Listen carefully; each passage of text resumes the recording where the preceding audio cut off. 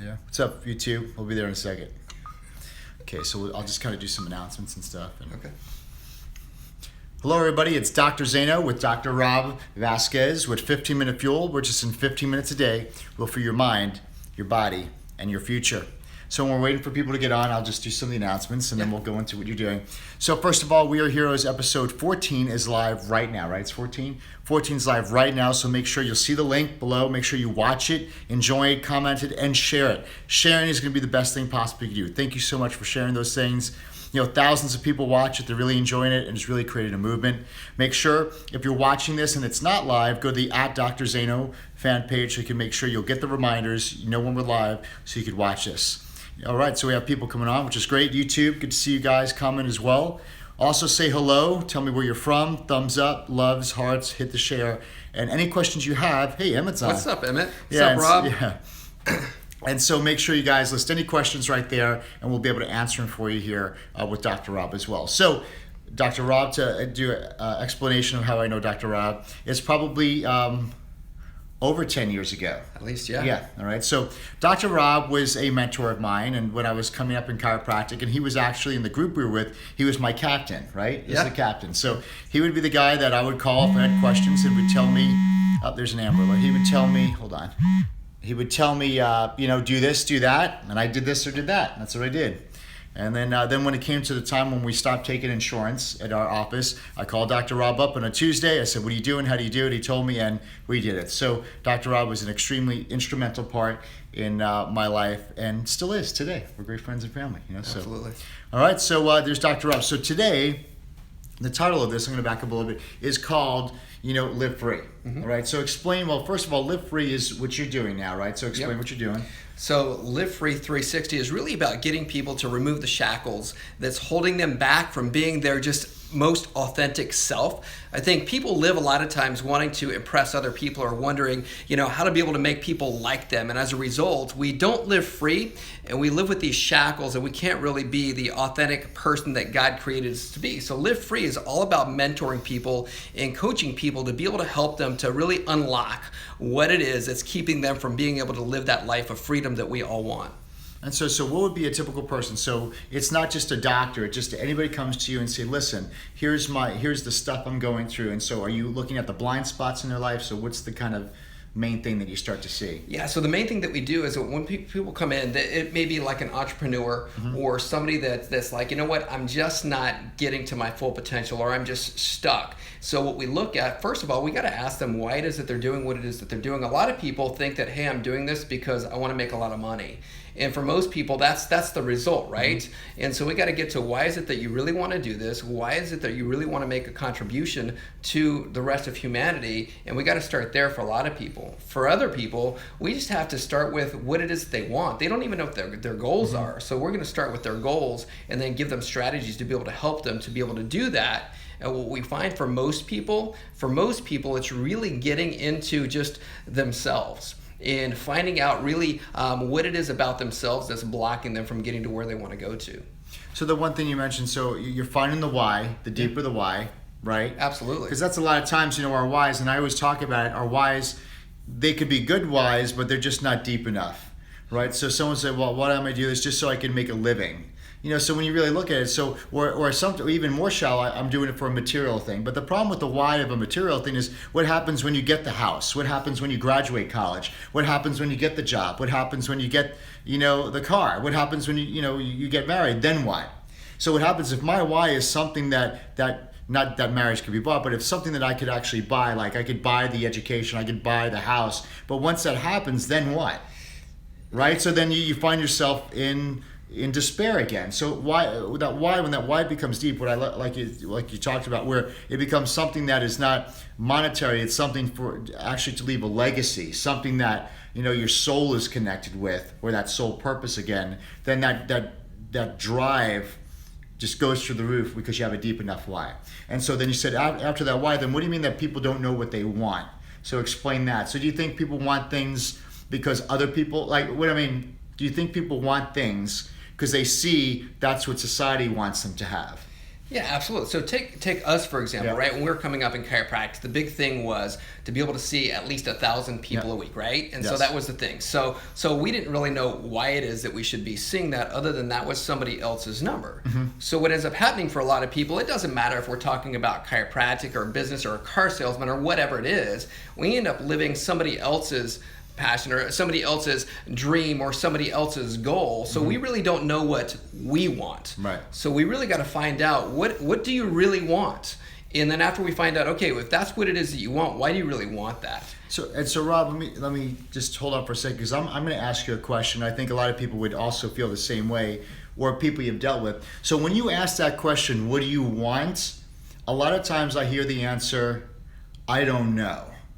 Or it's so bland, because they never really self-actualized or implored themselves, looked into themselves, and say, well, what really do I want? And then is it what I want, or is that what my mom wanted me to have, or is that what coach wanted me to have, or this is the number I had to see? So you start to realize, like, well, what is it that I want? Because you realize your entire life has really been based upon standards that others put upon you. So when someone comes to you and you're like, what do you want? And they hit the wall, they're like, I think I want this, but I don't know. So how would you help someone out there that says, well, I don't know my purpose, I don't know what I want? So how do we get someone through that, where they know they want bigness, but they can't even define it clearly? They're afraid of getting clear.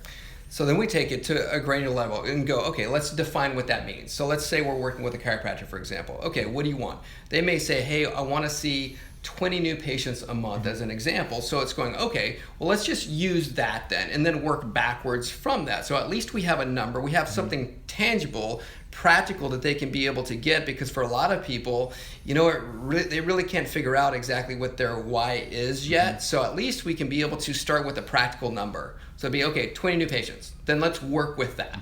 And what a lot of them will figure out is this. Let's say it's 20 new patients, for example, then we ask them why that is. Well, the why behind that is typically, well, because then I can be able to collect this amount of money. And then when I ask them, okay, well, if you really want that amount of money, why do you want that amount of money? Well, a lot of them will say, well, because I that's just some number that was just grabbed from out of the sky somewhere, right? Okay. Then what we'll do is we'll have them go, okay, well, let's talk about what's your ideal lifestyle, right? How do you want to live? And let's, what kind of vacations do you want to go on? What car do you want? What kind of house do you want to live in? And we can actually put a number of value to that. What they find is it may not have even taken 20 new patients a month to be able to do that. And for a lot of them, boom, that's freeing for them, because they're like, wow, I could have done that with 10 new patients or 15 new patients and been living that exact lifestyle that I really wanted. But for a lot of them, they were afraid to even dream that because it wasn't real to them yet. Right, and that just reminds me of that question I ask people when they have I don't know my purpose, what I want to do. I'm like, well, if I give you $50 million today, and then, so 4 months from now, what would you do for free? And they'd be like, well, I would like to, you would see in their lives, I would just love to go on a trip to Europe, or I'd like to, take a vacation in California. And you realize, like, did you really need $50 million for that? But no, you didn't. So you find a lot of times that you think the expectation is so large because you don't have clarity that you really don't need as much as you thought to be able to have that life that you really wanted to have, or at least enjoy it. Because the thing is, what happens, you feel like, well, I can't get this, so I can't enjoy it along the way. So now they have the they start defining the goals, or they realize the why, and then it really didn't take as much as they needed. So then now, number one, there's freedom, right? And they start to relax a little bit. And so what else do you find after that? So they have purpose, they have why. So how do we kind of keep it going from there? Then we have to find out who. Right. And what I mean by who is, you got to find out who you really are, because here's one of the things that happen. Take like a professional football player, for example. A lot of people don't realize, but the average lifespan of a football player, meaning how long they're going to be in the league, is only 4 years. So I work with professional athletes, and what happens after that 4 years is they were defined by being an NFL football player. So once the football season or their time in football is over, now they've lost their identity. Right? And so that's why that person's making millions of dollars. They don't have any kind of identity. They get out of football and now they're depressed. Right? So now they need to satisfy the depression so they can be able to feel better. and then they start drinking or start buying stuff that they shouldn't be buying or doing things that they shouldn't be doing in order to be able to get that feeling or that adrenaline rush that they had when they were in the league. For chiropractors, for example, because I didn't know what my identity was, you know, I saw 1,000 people a week, but I can remember, you know, seeing that 1,000 people a week. It wasn't like a parade didn't happen afterwards. There was no fireworks. I woke up the next morning, right? Put my shoes on the way I did the day before, and then all of a sudden there was like this depression, right? Because my identity was in seeing that 1,000 people a week, or my identity was in being a chiropractor, but not my true identity. So we need to find out what their identity is and really who it is that they are, and really unlock that for folks. Yeah, 100%. I know that feeling, you know, because I remember when we hit the thousands a week. And for those of you who are not in chiropractic, you know, 1,000 a week was considered, and I see Dr. Emmett on it, like 1,000 a week was the Roger Bannister stuff. It was you were the 0.001% of the world in what you did. So it was something, but it was only like it was only an accomplishment that we knew about, right? So we just patted each other back the whole time. But and then you know, then I'm there like, I want to be even better than that. And so, but the thing is, but we're reaching a number that we all kind of made up was this magic number. We reach it, and then you feel the despair because you're like, wow, you know, it wasn't.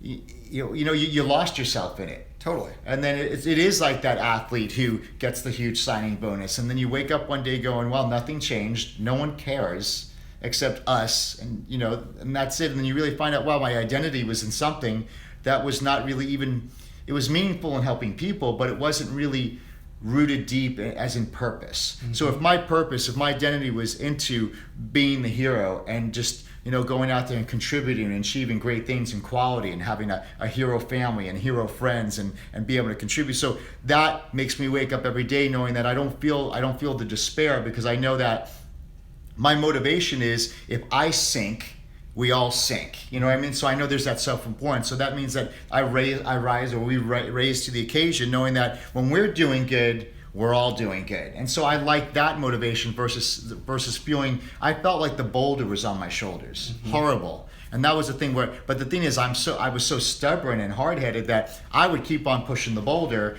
but it was actually, you know, it was actually destroying the inside because I had so much conflict. So I totally get that feeling. Get through it. Yeah, because that carrot dangling in front of you is you're never ever gonna reach that. Well, I was scared of it because I had a fear of loss of momentum.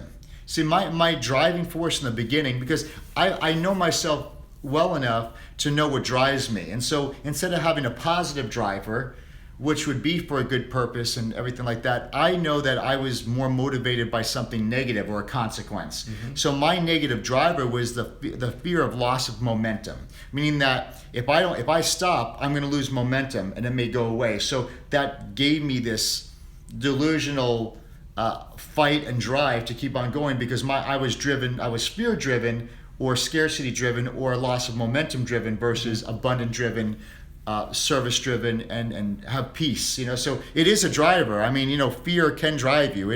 Terrorism is a very effective tool, but it's not really the way you want to do it. You can't sustain it for too long. I mean, it was that's when I started getting sick in my mid-30s. Then we had a couple friends that we had like separate, because we were all living the same model. We were all driving and we were able to, when our body just didn't want to drive anymore, our mind was able to push us through. But then, you know, when we had those close to us started getting sick, and I started waking up in pain, and some of our friends started getting cancer, then I realized one day, I'm like, they live the same exact life I do, and I aspire to be the same way as far as the stress and the drive. And I'm like, I'd be foolish to think it's not going to happen to me.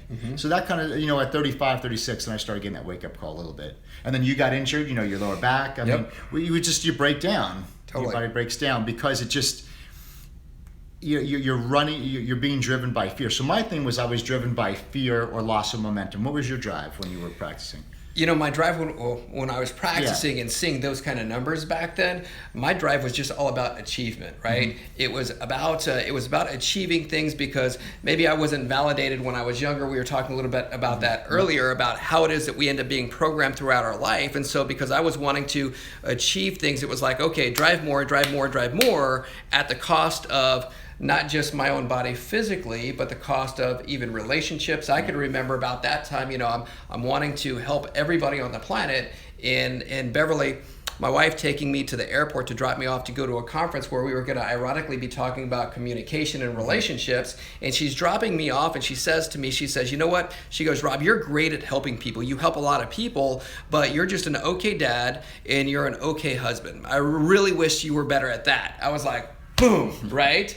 And so because I was being driven by achieving to please all of these other people because I really didn't really know who God really created me to be and wasn't living that. And so rather than seeking the approval of God that approves me no matter what, it was being sought by me from other people. And unfortunately, those other people weren't the people closest to me, like my wife and my kids. Right. And so that right there was like that shift, that 180 that was like, okay, we got to change this right now because that's not okay to have my wife say that. Yeah.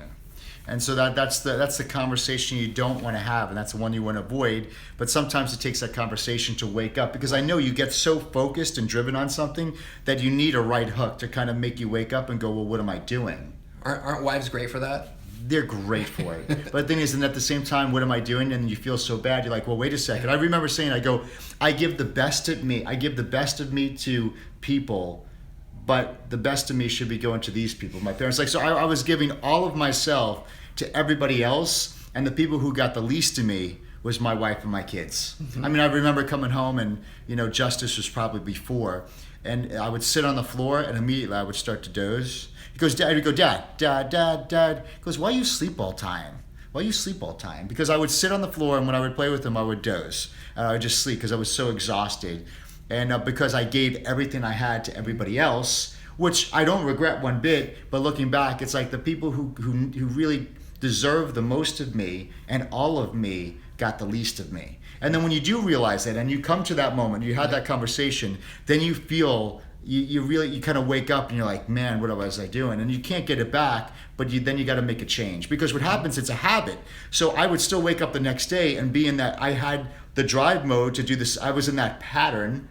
So it took conscious pattern breaking to be like, listen, I got to sit home and play. Like, these are the people who, like I always tell my wife, at the end of the day, when all the dust clears, it's going to be you and me, babe. It always is. Always. And so the thing is, but I think the secret, if you're married out there, I think the problem or the delusion is, well, I could kind of get away with it. Like, well, Beverly's going to love me anyway, or Whitney's going to love me anyway. She'll give me some play, but when they say enough's enough, then that's the wake-up call. So you never want to get to that point. And this is all the stuff you never want to have to deal with, because you find yourself at a counselor's. We met with Aaron, Pastor Aaron, and and he just really did it out. But it was tough because you were so. I actually built myself to run in a certain way, a certain gear, and I couldn't run in that gear anymore because that gear meant my family wasn't getting the best of me. So it was changing the entire approach and vehicle to assure that emotionally that I was giving my family the best of me and trying to give the best to my patients as well. So it really became this conflict at sometimes. Yeah, so then the question is, so when you actually know who you are and you're giving the best of you and you're really is coming from the inside, then what ends up happening with everything else around you? Yeah. You don't have to push as hard, right? You don't push. Yeah, right. You don't push. You're not pushing that boulder up the hill anymore, and that all comes from changing this right side here, changing this, and then that's why we get into truly living free is knowing what your identity is. So that my identity was no longer that I was a chiropractor. I love chiropractic and I love the principle of chiropractic and what it is that we do, but my identity was in going, I'm created by God. I am a transformational speaker. I'm a healer. I'm a father. I'm a great husband. That's where my identity was, right? And is. And as long as I own that, then everything around me is great. Everything else could fall apart as long as that's where my identity is. Because the last thing that at the end of this lifetime, if my tombstone says, here lies Dr. Rob Vasquez, a great chiropractor, I would have done a crappy job. Oh, absolutely. And I think we're going to leave with that. One thing you just said, and I'm going to really kind of think on is if you were to lose everything, would you still be the same? Would you still have your identity? Right? Like, if you were to take everything away, would you still be able to sit there and be like, I know who I am?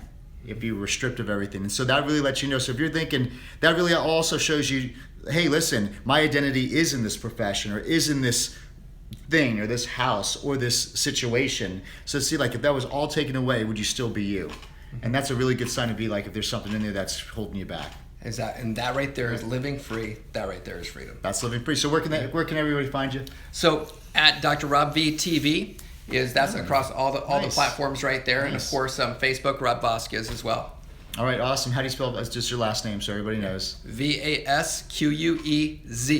All right, yeah, everybody misses his name. All right, thank you guys so much. Also, comment below. Let me see if I have any questions. And remember, guys, I'm not not getting your questions. I only could see one line. Okay, so we'll answer these questions. Like Emmett had a good one. I know he did, but see, Facebook only lets it go see, you can't read it.